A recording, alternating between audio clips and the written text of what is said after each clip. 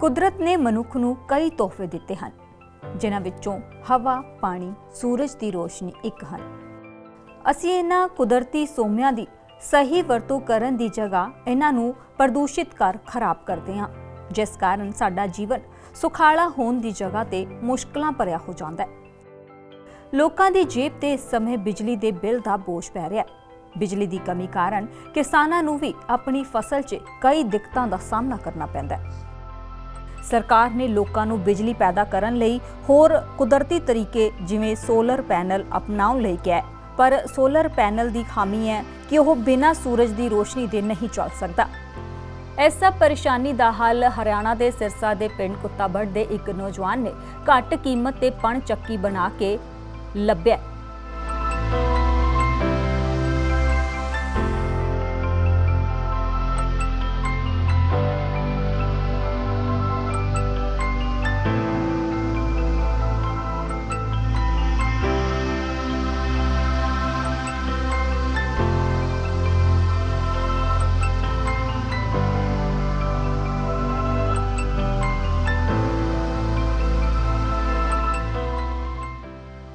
ਸਿਰਸਾ ਦੇ ਪਿੰਡ ਕੁੱਤਾਬੜ ਦੇ ਨੌਜਵਾਨ ਬਲਰਾਜ ਸਿੰਘ ਨੇ ਦੱਸਿਆ ਕਿ ਇਹ ਘੱਟ ਮੁੱਲ ਦੀ ਪਣਚੱਕੀ 4 ਦੇ ਕਰੀਬ ਬੈਟਰੀਆਂ ਚਾਰਜ ਕਰਨ ਲਈ ਬਿਜਲੀ ਪੈਦਾ ਕਰਦੀ ਹੈ। ਉਹ ਇਸ ਪ੍ਰੋਜੈਕਟ ਲਈ ਪਿਛਲੇ 9 ਸਾਲ ਤੋਂ ਕੰਮ ਕਰ ਰਿਹਾ ਹੈ ਅਤੇ ਉਸ ਦੀ ਖੁਆਇਸ਼ ਹੈ ਕਿ ਉਹ ਇਸ ਪ੍ਰੋਜੈਕਟ ਨੂੰ ਵੱਡੇ ਪੱਧਰ ਤੇ ਲੈ ਕੇ ਜਾਵੇ।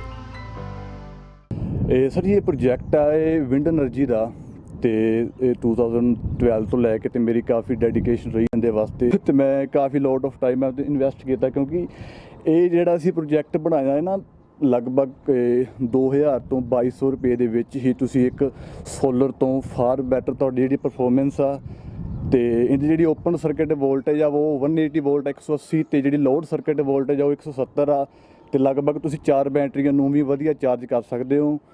ਇਹ ਜਿਹੜਾ ਇੰਡੀਆ ਦਾ ਆਪਣਾ ਵਿੰਡ ਸੀਜ਼ਨ ਆ ਉਹ ਮਾਰਚ ਤੋਂ ਲੈ ਕੇ ਮਾਰਚ, ਅਪ੍ਰੈਲ, ਮਈ, ਜੂਨ, ਜੁਲਾਈ ਦੇ ਜਿਹੜੇ 4 ਤੋਂ 5 ਮੰਥ ਆ ਤੁਹਾਡੇ ਤੇ ਤੁਸੀਂ ਵੱਧ ਤੋਂ ਵੱਧ એનર્ਜੀ ਨੂੰ ਲੈ ਸਕਦੇ ਹੋ ਵਧੀਆ।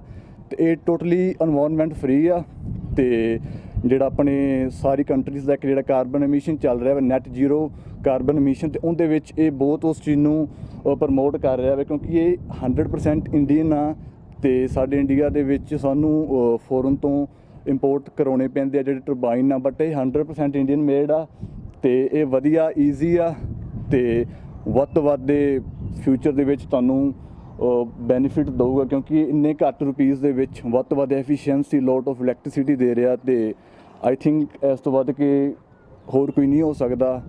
ਤੇ ਇਸ ਚੀਜ਼ ਨੂੰ ਵੱਧ ਤੋਂ ਵੱਧ ਤੇ ਗਵਰਨਮੈਂਟ ਨੂੰ ਵੀ ਚਾਹੀਦਾ ਵੀ ਹੁਣ ਆਲ ਓਵਰ ਇੰਡੀਆ ਵਿੰਡ ਦੂਸਰੇ ਸੋਲਰ એનર્ਜੀ ਨੂੰ ਪ੍ਰਮੋਟ ਕੀਤਾ ਜਾ ਰਿਹਾ, ਕਿਉਂਕਿ ਸੋਲਰ એનર્ਜੀ ਲਗਭਗ ਸ਼ਾਮੀ 4 ਵਜੇ ਤੋਂ ਬਾਅਦ ਯੂਜ਼ਲੈਸ ਆ ਤੇ ਬਟ ਜਿਹੜੀ ਵਿੰਡ ਆ ਇਹ ਲਗਭਗ 24/7 ਚੱਲਦੀ ਆ ਤੇ ਇਸ ਕਰਕੇ ਸੋਲਰ ਦੀ ਬਚਾਈ ਜੇ ਤੁਸੀਂ ਵਿੰਡ ਨੂੰ ਜ਼ਿਆਦਾ ਪ੍ਰਮੋਟ ਗਵਰਨਮੈਂਟ ਕਰੇ, ਕਿਉਂਕਿ India the lot of sites ਆ ਲਾਈਕ ਜੈਸਲਮੇਰ, ਕੁਝ ਸਾਊਥ ਇੰਡੀਆ, ਕੁਝ ਈਸਟਰਨ ਇੰਡੀਆ ਦੇ ਵਿੱਚ ਆ ਜਿਵੇਂ ਕਿ ਉਹਨਾਂ ਦੇ ਵਿੱਚ ਬਹੁਤ ਸਾਰੀ ਸਫੀਸ਼ੀਐਂਟ ਵਿੰਡਸ ਚੱਲਦੀਆਂ ਨੇ, ਉੱਥੇ ਮੈਕਸੀਮਮ ਜਨਰੇਸ਼ਨ ਕੀਤੀ ਜਾ ਸਕਦੀ ਆ ਤੇ ਰੀਨਿਊਏਬਲ ਸੈਕਟਰ ਦੇ ਵਿੱਚ ਇੰਡੀਆ ਬਹੁਤ ਅੱਗੇ ਵੱਧ ਰਿਹਾ ਵਾ ਤੇ ਹੋਪਫੁਲੀ ਜੇ ਵਿੰਡ ਨੂੰ ਪ੍ਰਮੋਟ ਕੀਤਾ ਜਾਵੇ ਤਾਂ ਇਸ ਚੀਜ਼ ਨੂੰ ਇੱਕ ਗਲੋਬਲੀ ਪੂਰਾ ਰਿਪਰੈਜ਼ੈਂਟ ਕੀਤਾ ਜਾ ਸਕਦਾ। ਇਹ ਫਿਲਹਾਲ ਤਾਂ ਇਹਦੀ ਲੈਬ ਟੈਸਟਿੰਗ ਚੱਲ ਰਹੀ ਆ। ਲੈਬ ਟੈਸਟਿੰਗ ਦੇ ਵਿੱਚ ਜਿਹੜੀ ਮੈਕਸਿਮਮ ਆਊਟਪੁੱਟ ਆ ਉਹ 70 ਵੋਲਟ ਤੱਕ ਲਈ ਆ, ਕਿਉਂਕਿ ਇਹਨੂੰ ਜਿਸ ਤਰ੍ਹਾਂ ਕਿ ਇੱਕ ਪ੍ਰੋਪਰ ਫਾਊਂਡੇਸ਼ਨ ਚਾਹੀਦੀ ਆ, ਕਿਉਂਕਿ ਜਿਸ ਤਰ੍ਹਾਂ ਇੱਕ ਐਰੋਪਲੇਨ ਨੂੰ ਇੱਕ ਪ੍ਰੋਪਰ ਰਨਵੇ ਚਾਹੀਦਾ ਵਾ ਉਹਦੀ ਪਰਫਾਰਮੈਂਸ ਵਾਸਤੇ, ਇਸ ਤਰ੍ਹਾਂ ਇਹਨੂੰ ਵੀ ਇੱਕ ਪ੍ਰੋਪਰ ਇੱਕ ਟਾਵਰ ਚਾਹੀਦਾ ਵਾ।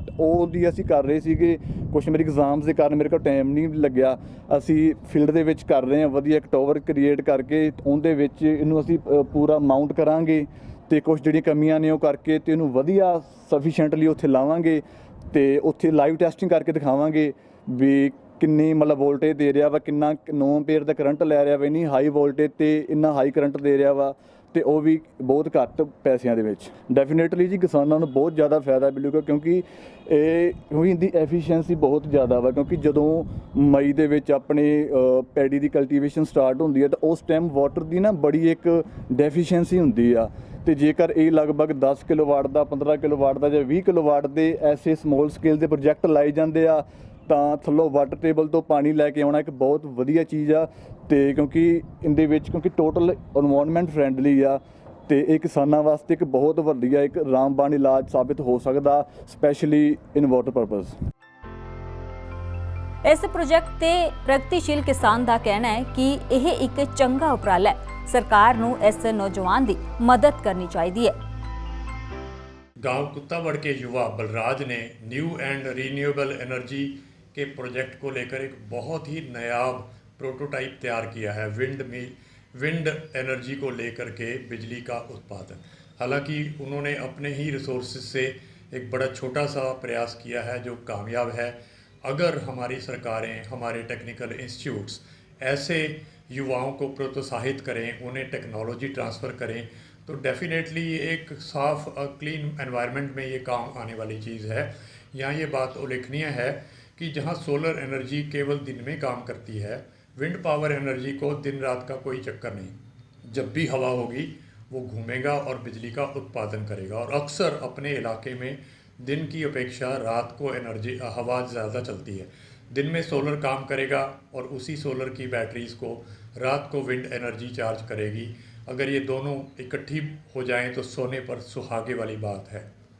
सबसे पहली तो ये बात है कि युवा जो हैं इस तरह से अपनी एनर्जीज़ को एक पॉजिटिव काम में लगा रहे हैं। उन्हें टेक्नोलॉजी की समझ है और वो और विकसित होती है।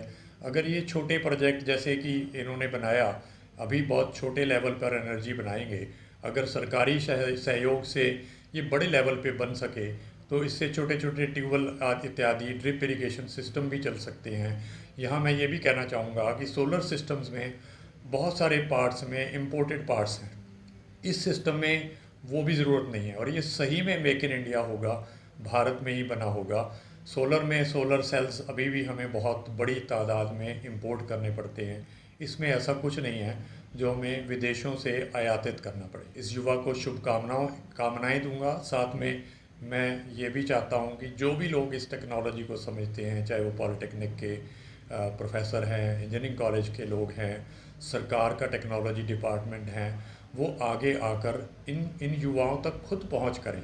इन युवाओं को उनके तक आने की ज़रूरत न हो, ताकि ये जहाँ भी हैं वहाँ इन्हें और सक्षम करें और इनकी टेक्नोलॉजी में जो उनके पास, सरकारों के पास असली बातें हैं उससे उनकी जानकारी में इजाफा करें, ताकि वो और भी बढ़िया तरीके से इस तरह के प्रोजेक्ट्स को अपने अपने गाँवों में चलाकर दिखाएंगे तो बाकी किसान या बाकी युवा भी उससे इनकरेज होकर के ऐसी चीज़ों को अडॉप्ट करेंगे।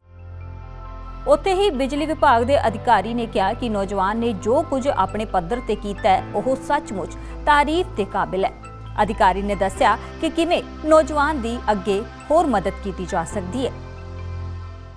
अभी एक वीडियो के मार्फत मैंने उसको देखा है, तो ऐसे ऐसे युवाओं का प्रयास सराहनीय हैं जो अल्टरनेट एनर्जी रिसोर्सेज के अंदर अगर कोई कुछ सक्षम तरीके से और कोई इनोवेटिव तरीके खोजना चाहते हैं तो वास्तविक तौर पे ये प्रयास सराहनीय है। प्रोजेक्ट तो उसने विंड मिल का बनाया है और ऑलरेडी इस तरह विंड मिल के प्रोजेक्ट्स बड़े लेवल पे भी कामयाब है हमारे कुछ एक एरिया में।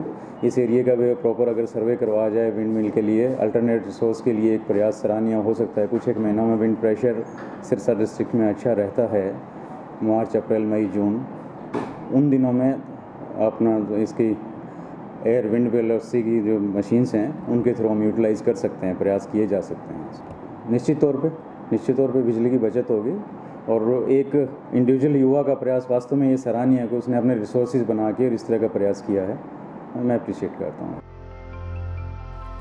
ਇੰਨੀ ਘੱਟ ਕੀਮਤ ਤੇ ਇਸ ਨੌਜਵਾਨ ਨੇ ਬਿਜਲੀ ਦੀ ਪਰੇਸ਼ਾਨੀ ਦਾ ਹੱਲ ਲੱਭਿਆ। ਫਿਲਹਾਲ ਅਜੇ ਨੌਜਵਾਨ ਵੱਲੋਂ ਇਸ ਦੀ ਟੈਸਟਿੰਗ ਆਪਣੇ ਘਰ ਵਿੱਚ ਹੀ ਕੀਤੀ ਜਾ ਰਹੀ ਹੈ। ਉਸ ਦਾ ਸੁਪਨਾ ਹੈ ਕਿ ਇਸ ਪ੍ਰੋਜੈਕਟ ਨੂੰ ਵੱਡੇ ਪੱਧਰ ਤੇ ਕੀਤਾ ਜਾਵੇ। ਅਜਿਹੇ 'ਚ ਸਰਕਾਰ ਨੂੰ ਚਾਹੀਦਾ ਹੈ ਕਿ ਇਸ ਨੌਜਵਾਨ ਦੀ ਮਦਦ ਲਈ ਅੱਗੇ ਆਉਣ ਤਾਂ ਜੋ ਇਸ ਨੌਜਵਾਨ ਨੂੰ ਆਪਣੇ ਇਸ ਵਿੰਡ ਐਨਰਜੀ ਪ੍ਰੋਜੈਕਟ ਨੂੰ ਵੱਡੇ ਪੱਧਰ ਤੇ ਲੈ ਕੇ ਜਾਣ ਲਈ ਹੋਰ ਉਤਸ਼ਾਹ ਮਿਲ ਸਕੇ। ਸਿਰਸਾ ਤੋਂ ਪੱਤਰਕਾਰ ਵਿਕਰਮਜੀਤ ਭਾਟੀਆ ਦੀ ਰਿਪੋਰਟ।